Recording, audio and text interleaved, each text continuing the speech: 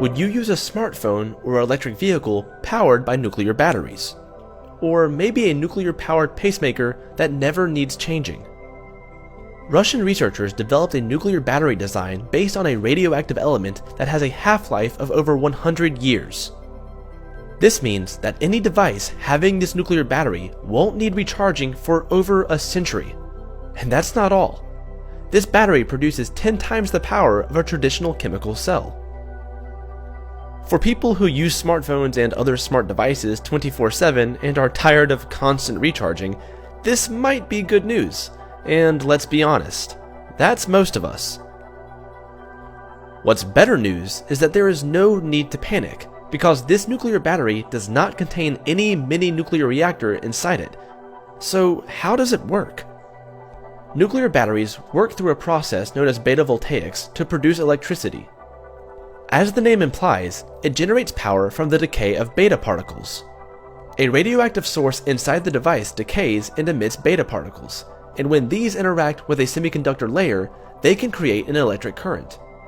The prototype design is based on a radioactive isotope nickel-63 and a semiconductor made out of diamond.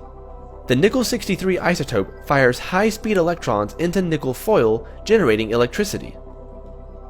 This nuclear battery boasts about 3,300 milliwatt-hours of power per gram and continues producing power for 100 years, because this is the length of nickel-63's half-life. Batteries powered by radioactive materials have been around for more than a century, before more advanced methods such as lithium-ion arrived. Previously, researchers developed a nuclear battery that used a radioactive isotope strontium-90 that splits water molecules to produce electricity, and the nanotritium battery with a 20-year lifetime. This sort of technology would be ideal for powering things you can't, or would rather not, access often, such as pacemakers. Now, you might be thinking that carrying a mobile device 24/7 packed full of radioactive materials is a bad idea, especially because beta radiation can cause cancer and death. But beta radiation can be easily stopped with a thin piece of aluminum, and this makes beta radiation much easier to control. Just make sure that the beta voltaic nuclear battery casing is more than a couple of millimeters thick, and try not to drop it. Like, ever.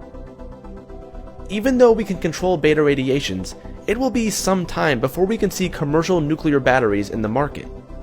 Marketing a nuclear-powered pacemaker in today's world would demand more than just a catchy news ad.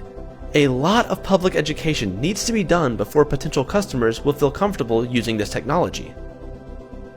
For now, nuclear batteries will probably only be used in military and space applications. Space agencies planning long trips will need to develop small power sources that don't need replacing in order to save on cargo space. Still, it would be nice to have a smartphone that never once needs recharging.